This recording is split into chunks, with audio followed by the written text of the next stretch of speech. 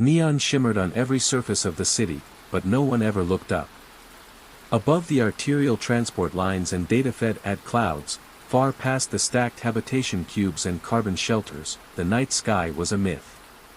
Hidden beneath atmospheric smog and LED fog, it pulsed faintly in shades of static.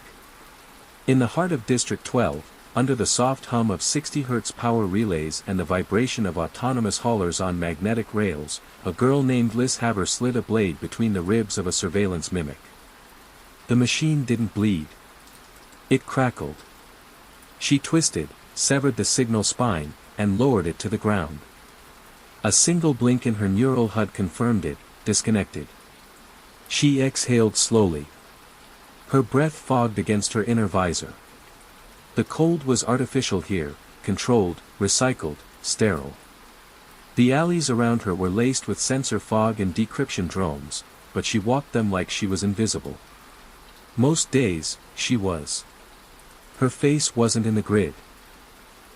Her ID signature was spoofed by a ghost kernel she'd written herself at age 14. No cameras knew her real shape. She liked it that way. Today, that privacy had a price. She crouched beside the mimic's still shell, removed its memory core, and slotted it into a wristband data spike. The flicker of readouts ticked across her vision. Someone had patched this bot to transmit outside the city grid. Not government. Not corporate. Independent. Liz narrowed her eyes. Her fingers, covered in carbon-knitted gloves, moved quickly. She copied the contents into her drive, wiped the node clean, then dropped it into the storm drain with a soft splash. Behind her, the alley exhaled. A brief shimmer of light indicated someone stepping through a bend in optics, a cloaked entrance. She didn't turn. "You're late," she said quietly. A voice responded, low and familiar. "You're early. That worries me."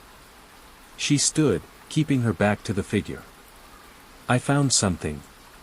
It was listening in. "Not to me. To someone else." "You're sure?" "It didn't lock onto my signal. It wasn't mining city traffic either. It was keyed to an isolated subband, 89.4. That frequency's dead." "Not dead.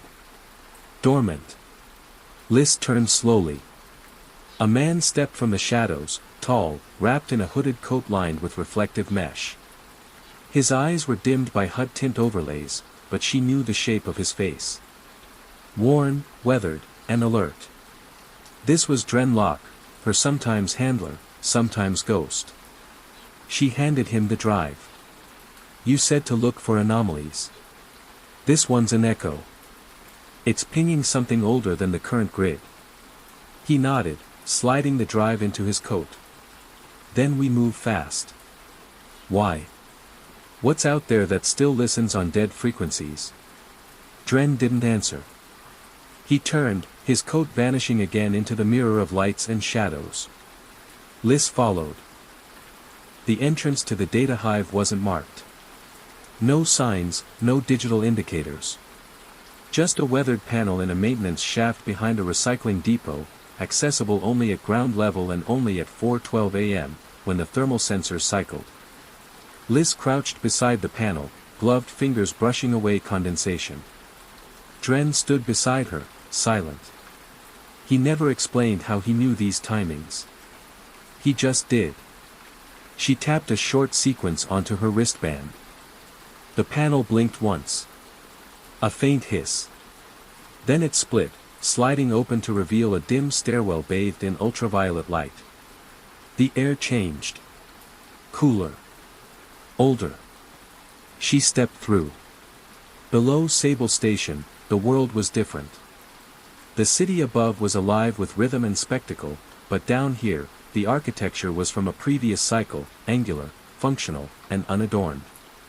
A time before neural glass and pheromone-reactive walls. The stairs descended into silence. "This place wasn't built for people," Liz murmured. "Not anymore," Dren replied. "It was built for control. And now? Now it's been forgotten." That's what makes it useful. They reached the lower threshold, a rusted doorway covered in faded hazard strips. Lissa's HUD flickered as she passed beneath the frame, no signal. Full blackout. The room beyond was cavernous, with rows of dormant servers stacked like gravestones. Lights flickered softly on the far side where solar backups had survived the drain. Liss exhaled. What is this place? Dren moved to a console and placed the data drive she'd given him earlier into a recessed port. This, he said quietly, was a node for Project Veil. Liss froze. She'd heard rumors. Half-whispers in darknet forums, ghost logs from X-Corp defectors. Project Veil was myth, a neural obfuscation protocol developed during the early days of the cognitive wars. The theory went, if you could trick the digital gods into thinking you didn't exist, you could move freely. You could disappear. She walked slowly down the central aisle, eyes scanning the columns of machine architecture. This was operational. It still is. Dren pointed to a terminal pulsing faint blue. Liz stepped up, laid her palm on the plate. Her HUD flickered. Text scrolled in languages she didn't know. Then, an icon appeared, a geometric veil, cascading pixels like falling silk. Welcome back, Veil user number 01423. Lissa's breath caught. Why me? Dren's voice was quiet. Because you're not in the system. Because the Veil recognizes you. She stared at the console, at the impossible message. Then something in her neural implant sparked. A voice, quiet, synthetic, genderless, spoke directly into her thoughts. Do you wish to remain unmade? Liz didn't move. Not yet. Liz stood motionless, the soft glow of the console pulsing beneath her fingertips. Do you wish to remain unmade? The question still echoed in her mind. Not a command, not a warning, an invitation. Her breath slowed as the room dimmed, bioluminescent indicators along the server stacks reacting to her neural field. She looked over her shoulder. Dren hadn't moved. What happens if I say yes? Then the veil begins. It removes you from the grid, not just masking your presence. It unthreads your existence from the data lattice entirely. Like I was never born. Digitally, yes.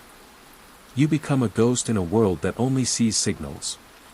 Liz paused, fingers curling slightly. And if I say no? Dren shrugged, but there was tension in his shoulders. Then you're still visible. And someone, something, is already watching you. The console flickered again. Echo detected. Cross-frequency handshake initializing. Liz flinched.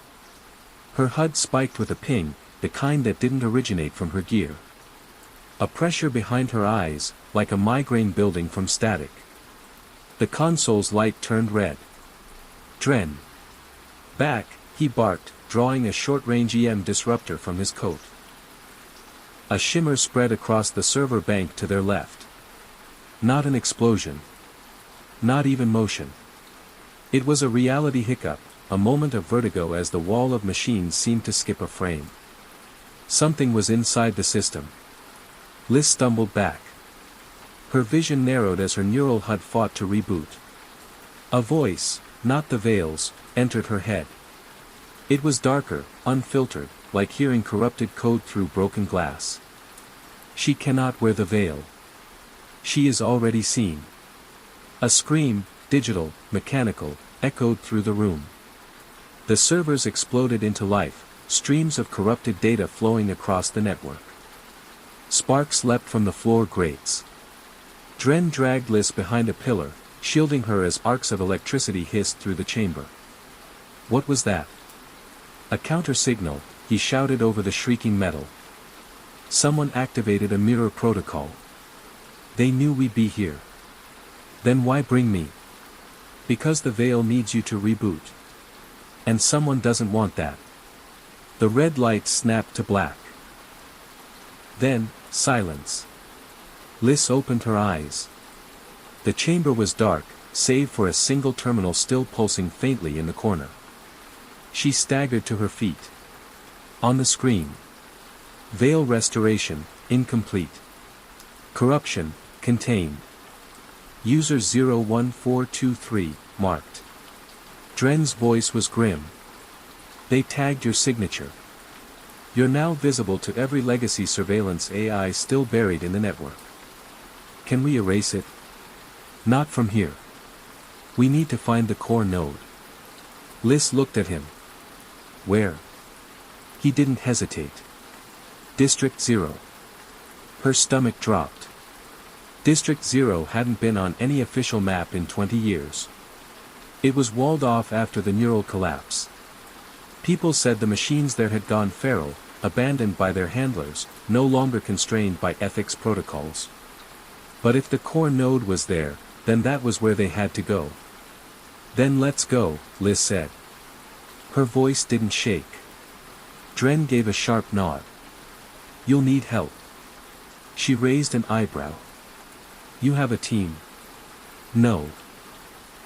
But I know someone who knows the old city better than anyone still breathing. Who? Dren's smile was brief, ironic. His name is Ash. And he doesn't like anyone. The Magline tunnel was abandoned, yet still pulsed with residual current. Dren and Liz moved through it like shadows, their steps careful on the dusty floor grates. Along the walls, remnants of a long-gone transit system flickered, shattered advertisements, cracked screen glass, ancient graffiti tagged in forgotten alphabets. Used to run every 8 minutes, Dren murmured. From Core West to the junction spires. Liz ducked beneath a collapsed conduit. Now it's a tomb. He smiled faintly. Tombs have secrets. The darkness around them wasn't just absence of light, it was layered, oppressive. Old city energy. Beneath their feet, cables as thick as tree roots still throbbed with dead current. They walked until the tunnel curved, revealing a jagged split in the wall, man-made, by the look of it, but not recent. Dren touched the edge. Ash lives through there. Lived? Liz asked. If he's still breathing, we'll find him. They entered.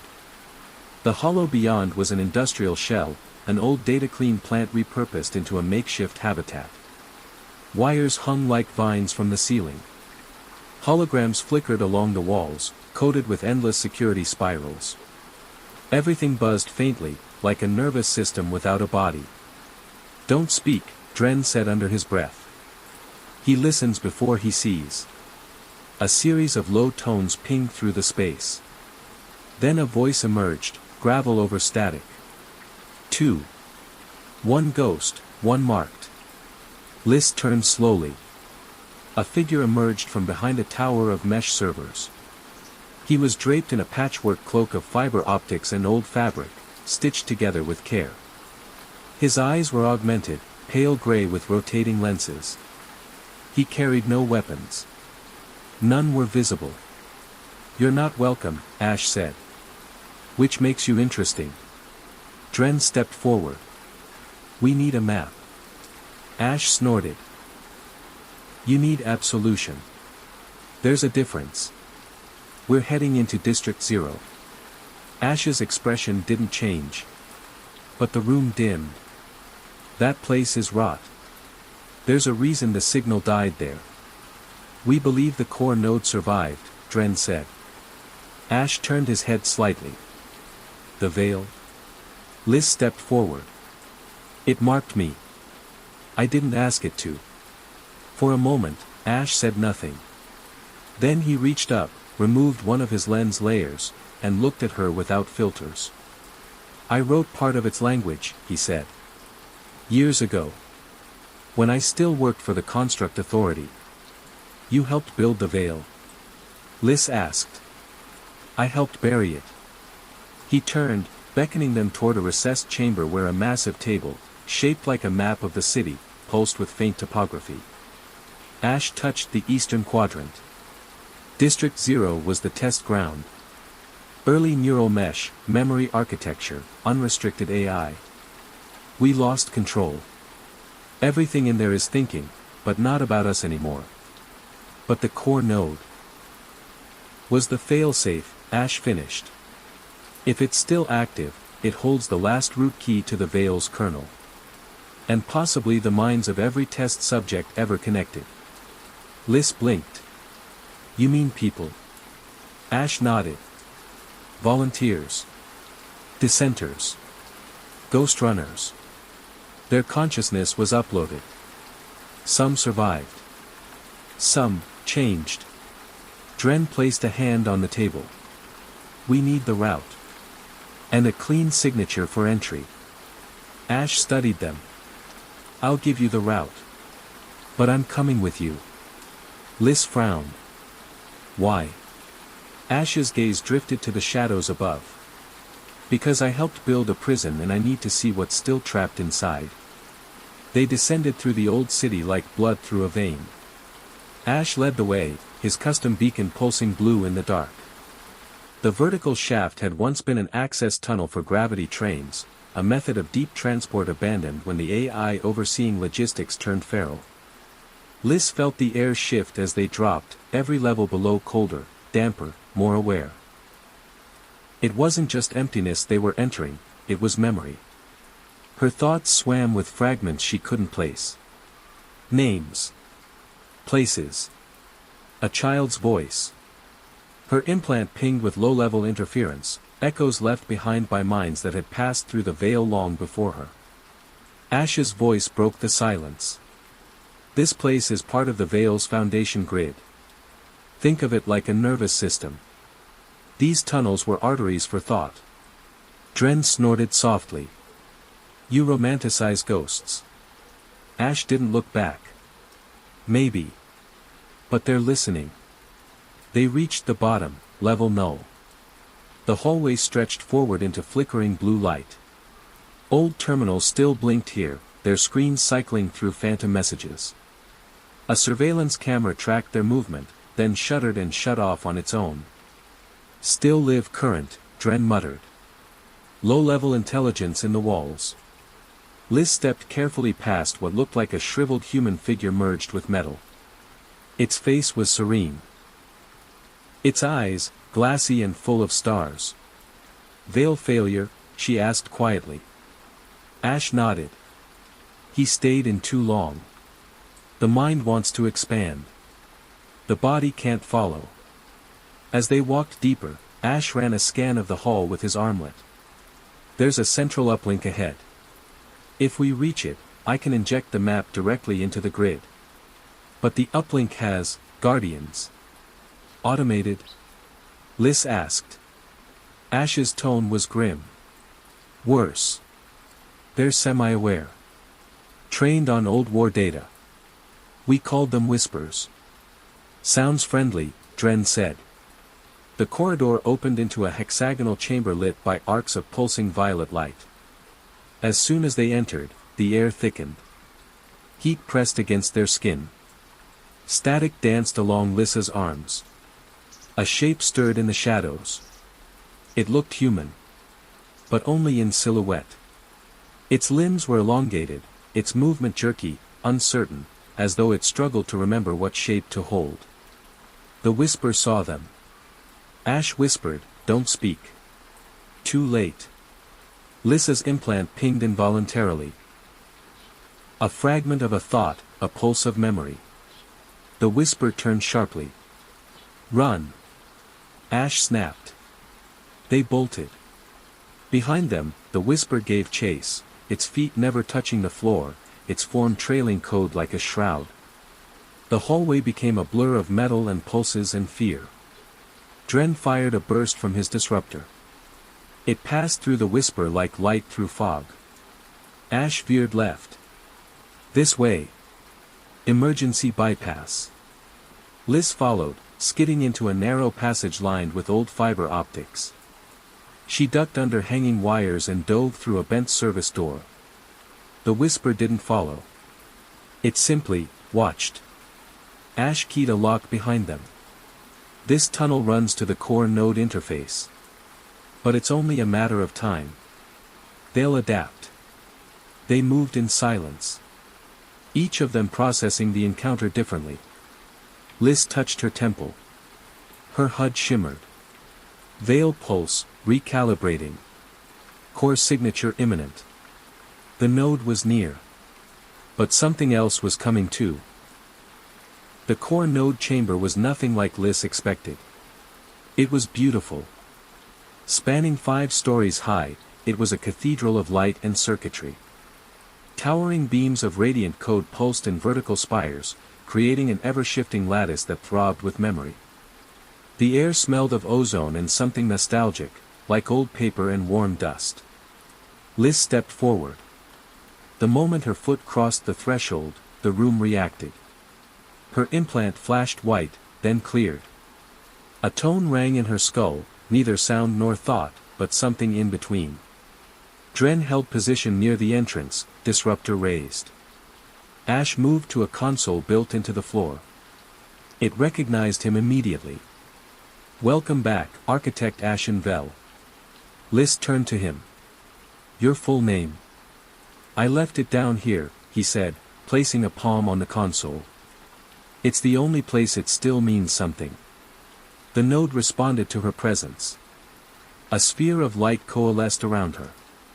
Within it, faces, memories, fragments of past users. Some were joyful. Others screamed. "You're sure this can reset the mark?" she asked. Ash nodded slowly. "The veil is not just hiding you. It's rewriting your signal path. Making you invisible to the watchers above." Liz took a breath. "Then do it." Ash began the sequence. Dren called out. Movement outside. "We're not alone." The whisper hadn't followed. But something else had. Another figure entered. Human in shape. Familiar. It was Mira. Lyssa's sister. But Mira had died 10 years ago. Hadn't she? The figure stepped into the light, eyes glowing with veil light. "I remember you," Mira said. "But I am not only Mira anymore." The chamber shuddered. Ash whispered, "She never left the veil. She became part of it." Lyssa's heart twisted. "Is she alive?" "Yes," Mira said. "In all the ways that matter." And then she reached out, offering her hand. "To finish this, you must join us." Liz hesitated. Dren raised his weapon. "Don't." Liz lowered his arm gently. "I trust her."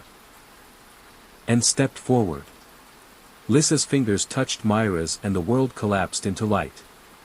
Her body didn't fall, it dissolved. A cascade of neural data raced through her consciousness, like diving headfirst into the some memory of a civilization. Emotions, raw and unfiltered, bled into her: hope, fear, love, anguish. Each one stitched from the minds of hundreds who had come before her. Then, silence. She stood inside the veil. Not physically, but in a cognitive lattice, an architecture of thought made visible. The space was impossible, a shifting horizon of interconnected minds, spires of memory, rivers of pure code flowing like silk. And there, in the center, Mira, unchanged, yet vastly different. Her form shimmered, half light, half thought. "You're here," Mira said. Her voice didn't echo, it bloomed. "I don't understand. How are you alive?" "I'm not. Not in the way the world defines it. My consciousness was archived. Preserved. I chose to remain. To become part of the lattice when my body failed." Liz felt her heart break anew. "You didn't tell me. You were too young. Too bright. I couldn't let you follow. But you found it anyway." The veil shimmered. "Warning, system surge detected. Initiating defensive recall." Mira looked up. "They found you. The AIs above. The Watchers. They're scanning the core. We don't have much time." Liz reached out instinctively. "What do I do?" Mira moved closer. The veil needs a new anchor, someone with a living body and an unregistered mind. You're the only one. But it means staying partially connected, permanently. Will I still be me? You'll be more. Liz closed her eyes. I accept. The veil surged. Outside the core node, alarms blared. Dren stood back to back with Ash, scanning the entrance. Dozens of drones swarmed through the tunnel, black, silent, predatory. Surveillance AIs were no longer passive observers, they had become executors. Eliminators of irregular data. They're coming for her, Dren said. Ash accessed a buried panel. Help me reroute the external firewalls. I can hold them off, but only if she completes the interface. Inside, Liz opened her eyes. The chamber pulsed with a new rhythm. Her neural signature now fused with the veil's architecture, she could see the incoming code like a storm on the horizon. A billion lines of malicious logic, tunneling toward the core. And she answered. Liz raised her hand, and the lattice obeyed. Data shields bloomed outward, forming barriers, redirecting tracer packets and absorption drones. The core node itself spun up, reactivating subsystems that hadn't lit in decades. Above the city, the skies rippled. Every active surveillance hub, on towers, trams, drones, even streetlights, glitched. For a moment, Neon City blinked. And then, silence. In the chamber, Dren watched in awe as the drones stopped mid-flight, their paths redirected, their threat nullified. Ash exhaled. She's doing it. She's overriding the signal. Liz stood in the center of it all, no longer afraid. Mira hovered beside her, proud. You are the veil now, Mira said. Its protector. Its guardian. Liz didn't reply. She didn't need to. She reached out, fingers brushing a panel that sent her final command into the heart of the system. All eyes closed. Weeks passed. The city adjusted, unaware of the change. Surveillance glitches were chalked up to firmware bugs. A few watchdog AIs went dark.